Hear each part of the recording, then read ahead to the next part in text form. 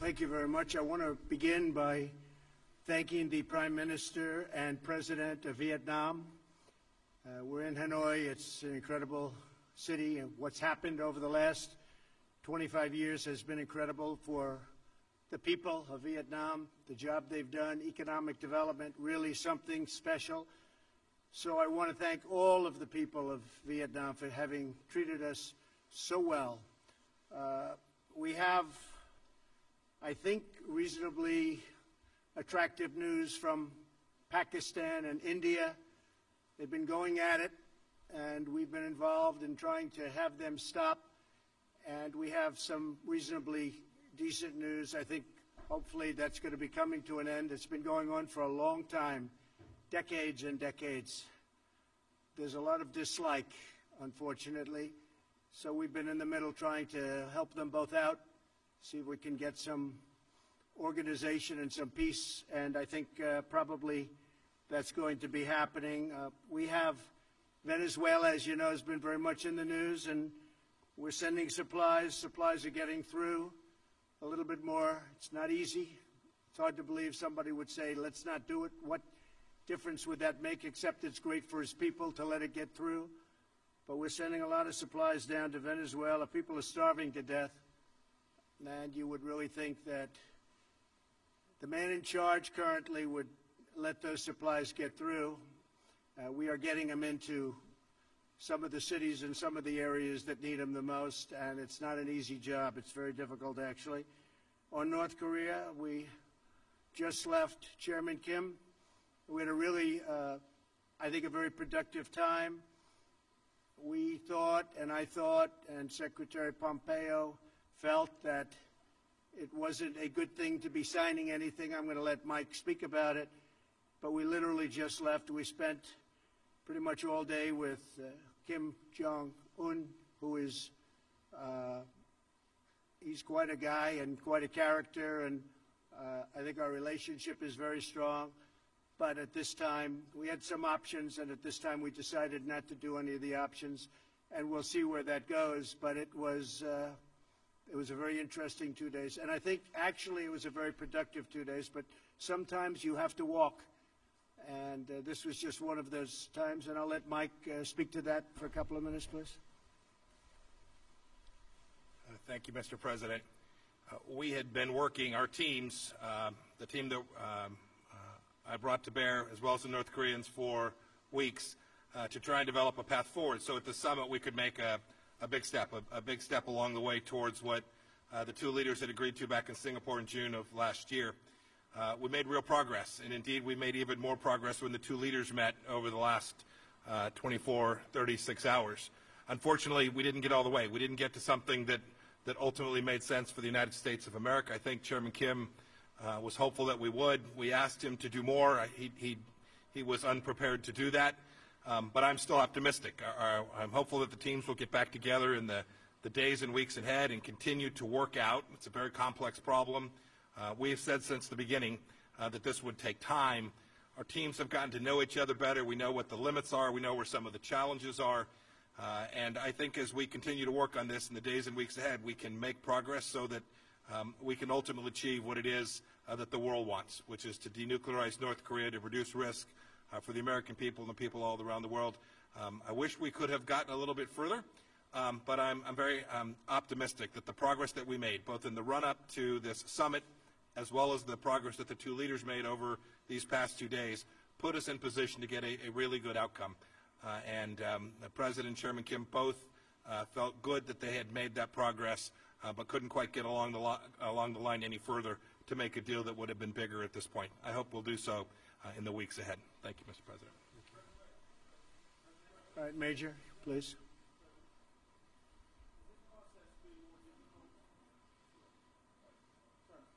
Has this process been more difficult than you thought? And was the North Korean demand for lifting of some sanctions the real sticking point here, in that you did not want to do that and they did? And will there it be was a about third, the sanctions. Will there be a third summit, Mr. President? Basically, they wanted the sanctions lifted in their entirety, and we couldn't do that.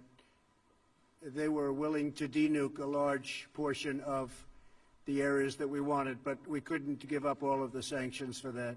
So we continue to work, and we'll see, but we had to walk away from that particular suggestion. We had to walk away from that. Will all the sanctions that are currently in existence remain, sir? They're in place. You know, I was watching, as a lot of you folks over the weeks have said, we've given up. We haven't given up anything. And frankly, I think we'll end up being very good friends with Chairman Kim and with North Korea, and I think they have tremendous potential. I've been telling everybody they have tremendous potential, unbelievable potential. But we're going to see. But it was about sanctions. I mean, they wanted sanctions lifted, but they weren't willing to do an area that we wanted. They were willing to give us areas, but not the ones we wanted. John?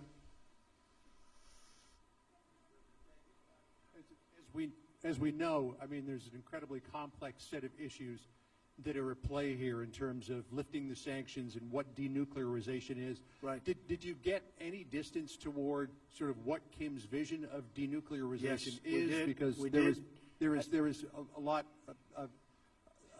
of thinking that he wants to keep some nukes. Yeah. I mean, would you allow him to do that? And if you well, I don't, John. I don't want to comment. Excuse me. I don't want to comment on that exactly, but he has a certain vision, and it's not exactly our vision, but it's a lot closer than it was a year ago.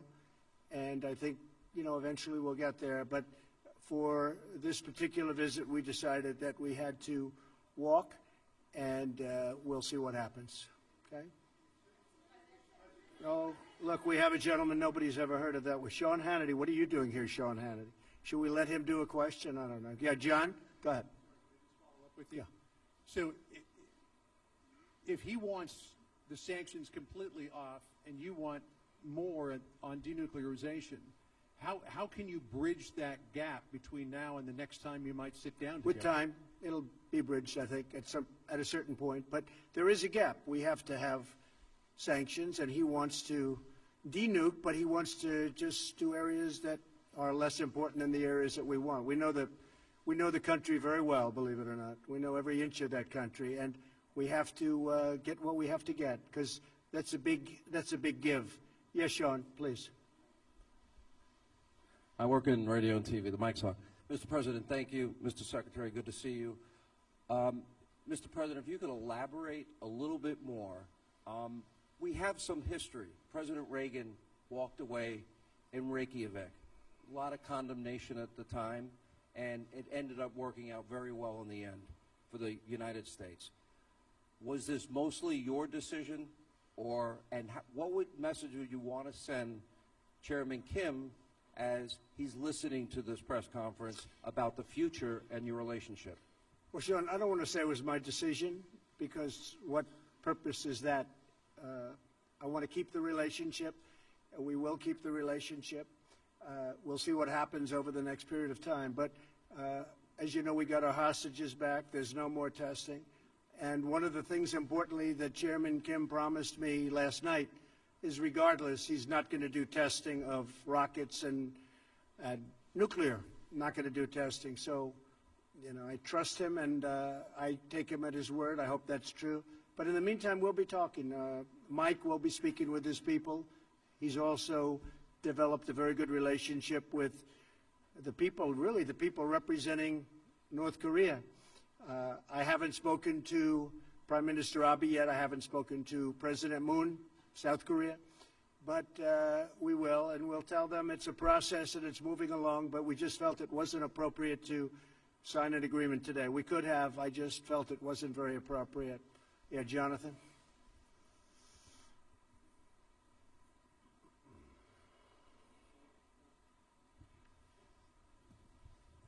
Thank you, Mr. President. Two questions, if I may. First, did you learn anything new about Chairman Kim through this meeting? And secondly, of course, while this was going on, the drama back in Washington, your former lawyer, Michael Cohen, who worked for you for 10 years, his office right next to yours, right by yours at Trump Tower, he called you a liar, a con man, a racist. What's your response to Michael Cohen? Well, it's incorrect. And, you know, it's very interesting because I tried to watch as much as I could. I wasn't able to watch too much because I've been a little bit busy. But I think having a fake hearing like that and having it in the middle of this very important summit, is really a terrible thing. They could have made it 2 days later or next week, and it would have been even better. They would have had more time. But having it during this very important summit is sort of incredible. And he lied a lot, but it was very interesting because he didn't lie about one thing. He said no collusion with the Russian hoax. And I said, I wonder why he didn't just lie about that too, like he did about everything else. I mean, he lied about so many different things, and I was actually impressed that he didn't say, well, I think there was collusion for this reason or that. He didn't say that. He said no collusion, and I was a little impressed by that, frankly. He could have gone all out. He only won about 95% instead of 100%. But the fact is there is no collusion, and I call it the witch hunt. This should never happen to another president. This is so bad for our country. So bad. You look at this whole hoax. I call it the Russian witch hunt. I now add the word hoax. It's a very, very bad thing for our country. But I was impressed with the fact that he, because the most important question up there was the one on collusion, and he said he saw no collusion. So we'll see what happens. But it was pretty shameful, I think. Yes, ma'am. Please, please. President Trump. Go ahead. How about one of you instead of three? Well, actually, I do have the microphone, I guess, so... Excuse me. Person in the front. Go ahead. No. Not you. Excuse me. Yeah, we'll get to you. Thank you. Thank you, President Trump. Jane Tan with CNN News and Guangdong Television. What was the atmosphere like when you walk away from the negotiation table? I think it was very good, very friendly. This wasn't a walk away like you get up and walk out. No, this was very friendly. We shook hands. There's a warmth that we have. Now, I hope that stays. I think it will. But we are, we're positioned to do something very special. This has been going on for many decades. This isn't me. This should have been solved during many presidential runs, and, people talked about it. They never did anything. I get a kick out of so many people from past administrations telling me how to negotiate when they were there. In some cases, for 8 years, they did nothing. But I think the relationship was very warm, and when we walked away, it was a very friendly walk. Mike, you might want to speak to that for a second. No, I agree. I talked with my counterparts as well. Look, we hope we do more, but everyone's very focused on how we continue to build on this. We are certainly closer today than we were 36 hours ago, and we were closer then than we were a month or two before that. So real progress was made. I think everyone had hoped we could do just a little bit better, but the departure was with an agreement that we would continue to work on what has been an incredibly difficult problem. Both sides are resolved to achieve it, and everyone walked away in that spirit. And may I add, you and Chairman Kim are from very different political systems. You are from different generations, and what do you find? It's a very different system. I would say that's true. How do you find you guys in common? Because we saw the atmosphere. We just like each other. I mean, we have a good relationship. Yeah, it's a totally different system, to put it mildly, but we like each other. Good relationship. Go ahead in the back. Go ahead. Mr. President, do you think it was premature to have held the summit when all these things had not been tied down? I mean, in the White House schedule last night, it said signing agreement today, and I wonder whether, as a follow-up question, whether you could just sketch out what the next few months look like. Thank you. You always have to be prepared to walk. I could have signed an agreement today, and then you people would have said, oh, what a terrible deal, what a terrible thing he did. No, you have to be prepared to walk. And, there was a potential we could have signed something today. I could have 100% signed something today. We actually had papers ready to be signed, but it just wasn't appropriate. I want to do it right. I'd much rather do it right than do it fast. Yes, please, go ahead. Go ahead. Go ahead. Go first. Go. Yeah. You have to speak up. Yes.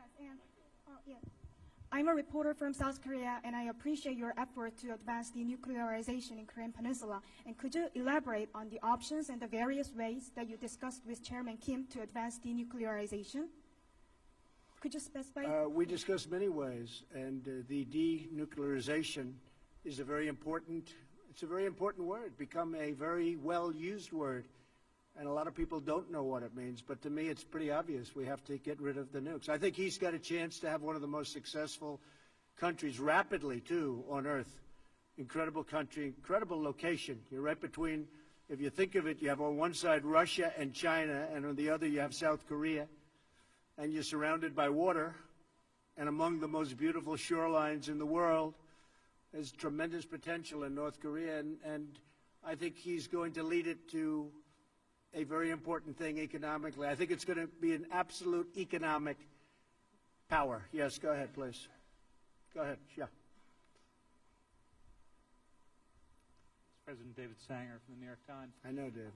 6 months ago when you spoke, or 8 months ago in Singapore, you said if you didn't have something in 6 months, we should come back and ask you about it. In that time, you have seen Chairman Kim increase the number of missiles he's produced and continue to produce more nuclear material.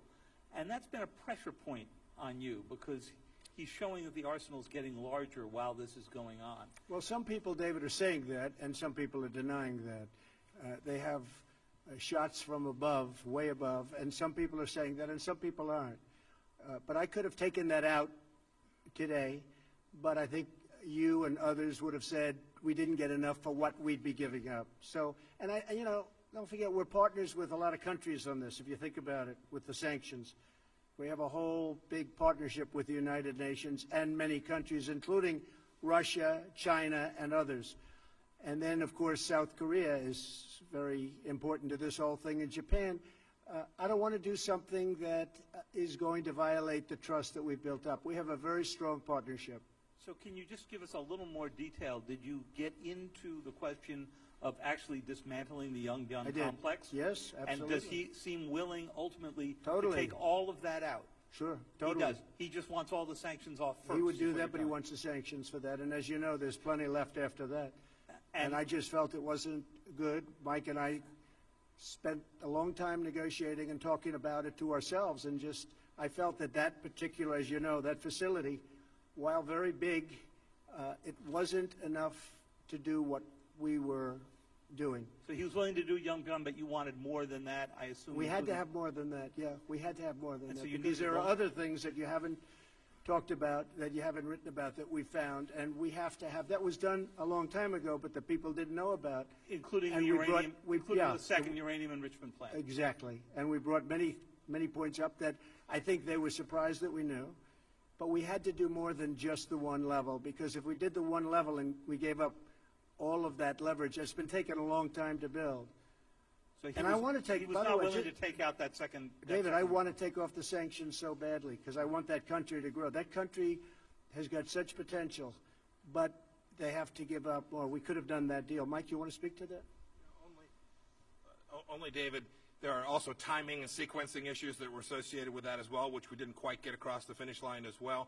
But remember, too, even that facility, even the Yongbyon facility, and all of its scope, which is important for sure, still leaves missiles, still leaves warheads and weapon systems. So there's a lot of other elements that we just couldn't get to. And the listing of all of them. Which yes, sir, and a declaration associated. All of those things we couldn't quite get there today. That's right. Go ahead. Thank you, Mr. President. Thank you. I just wanted to clarify, when you talk about what you would be willing to give up all of the sanctions for, are you still thinking that you want North Korea to give up everything to do complete, verifiable I don't want to say that before you lift sanctions? Yeah, it's a good question. I don't want to say that to you because I don't want to put myself in that position from the standpoint of negotiation. But, you know, we want a lot to be given up. And we're giving up. And we'll have to, you know, we'll be helping them along economically, us and many other countries are going to be helping. They're going to be in there. They're prepared to help. I can tell you Japan, South Korea, I think China, so many. And speaking of China, we're very well on our way to doing something special. But we'll see. I mean, I am always prepared to walk. I'm never afraid to walk from a deal. And I would do that with China, too, if it didn't work out.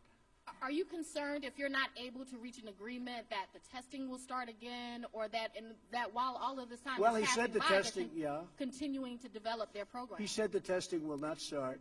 He said that he's not going to do testing of rockets or missiles or anything having to do with nuclear. And all I can tell you is that's what he said, and we'll see. Yes, go ahead, please. Go ahead, please, in the back. Red, in the red. Thank you. Thank you, Mr. President. Yes, thank you. Jessica Stone from CGTN. I have a question about China, as you were talking about.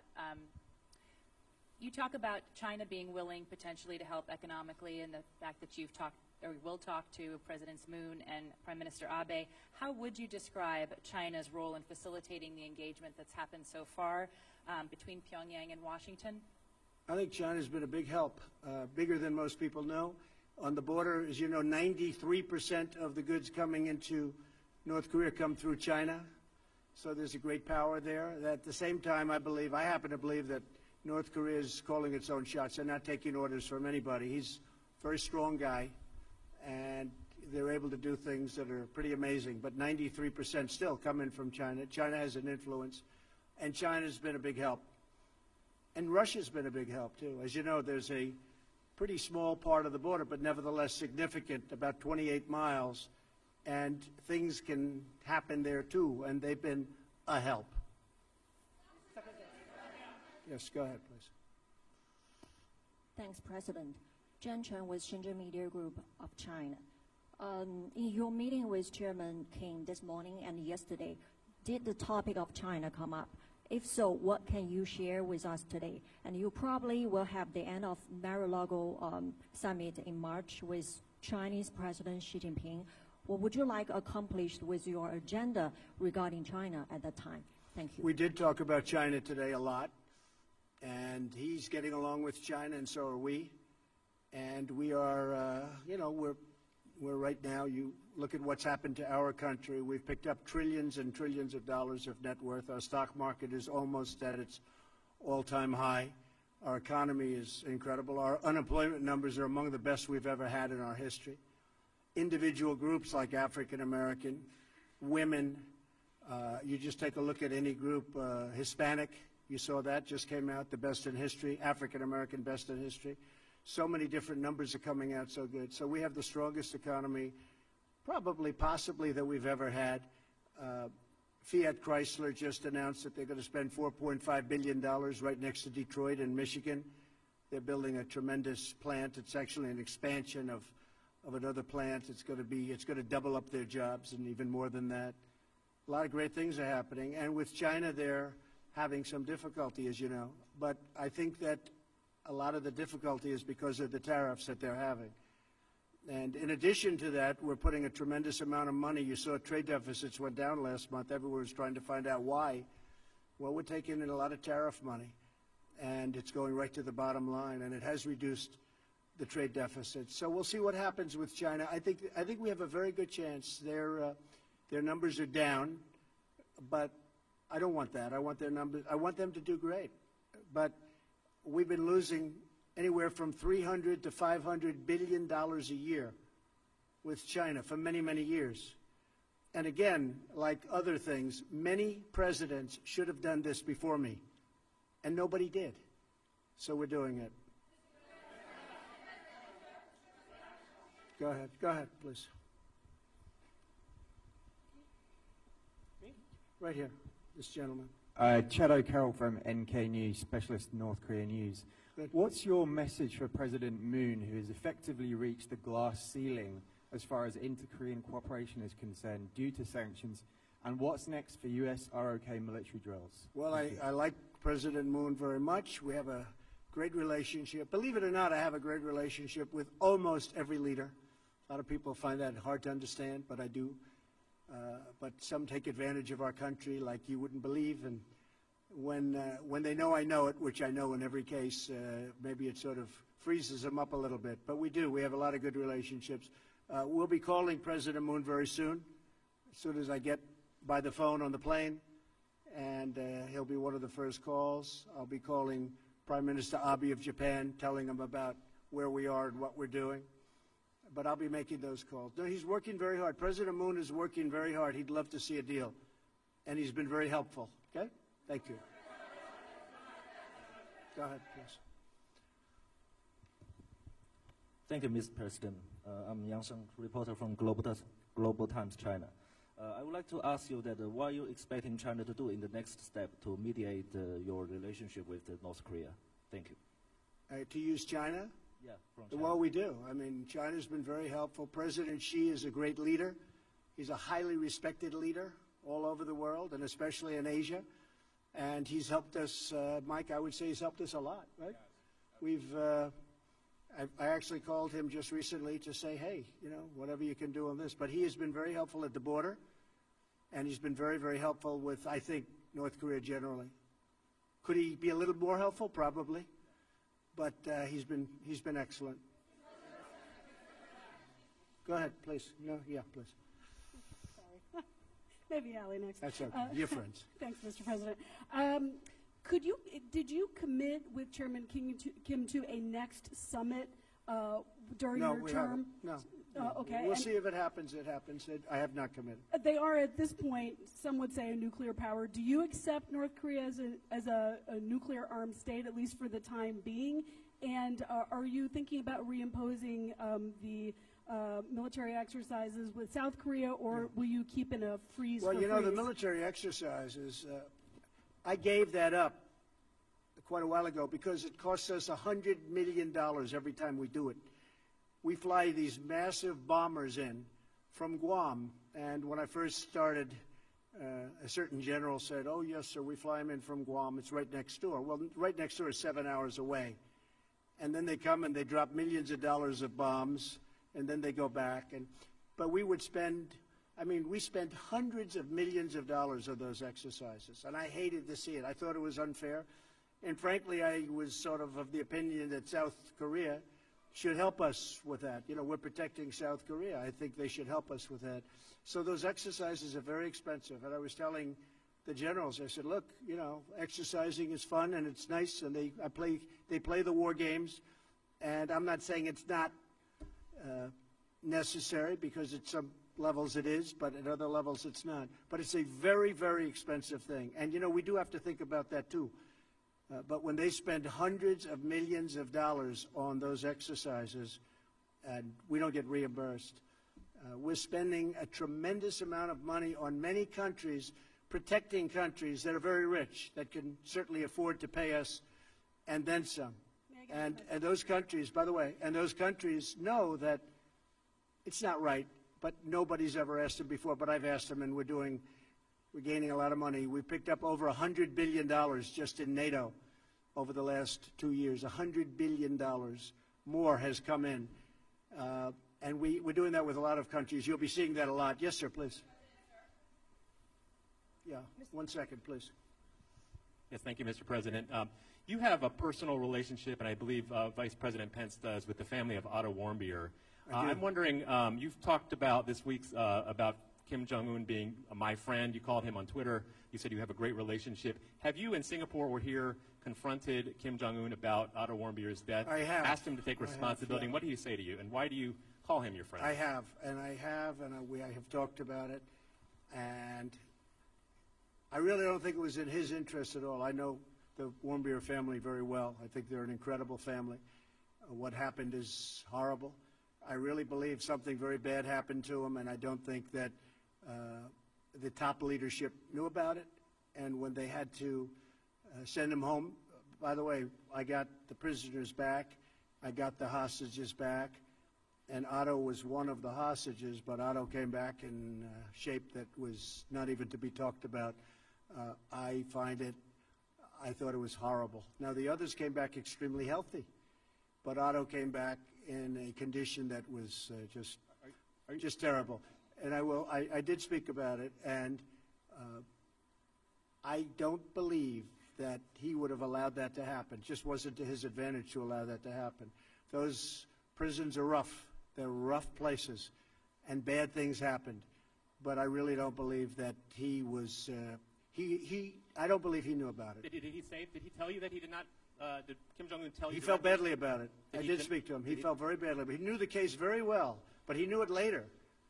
And, you know, you got a lot of people, a big country, a lot of people. And in those prisons and those camps, you have a lot of people. And some really bad things happened to Otto. Some really, really bad things. Why are you But he tells me that he didn't know about it, and I will take him at his word. Yes, ma'am, go ahead, please. Please, go ahead in the back. No, in the back, behind. Thank you. Mr. President, Schwarzman Valentina, Sputnik News Agency. Have you discussed the issue of possible inspections to North Korea nuclear sites during your negotiations? You're going to have to speak a little louder. And where are you from? Russia, Sputnik News Agency. Okay. Have you discussed the issue of possible inspections to North Korea's nuclear sites during your talks with the chairman? Why don't you answer that, Mike? No? Good. Inspections to nuclear sites. International inspections, yes. Inspections on North Korea? Yeah, inspections we'd be able, nuclear we'd be able sites. to do that very easily. We have that set up, so we would be able to do that very easily. The inspections on North Korea will take place, and if we do something with them, we have a schedule set up that is very good. We know things that, as David was asking about certain places and certain sites, there are sites that people don't know about that we know about. We would be able to do inspections, we think, very, very successfully. Yes, ma'am, please, please. Yes, go ahead, please. Yes.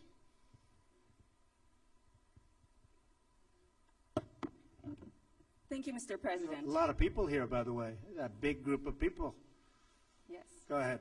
Khan News Israel, Mr. Good. President. Good. Following this engagement with North Korea, you're trying to bring peace to the Middle East. Right. The peace plan is about to be introduced in the near future, and as you have mentioned before... Well, we hope. We hope.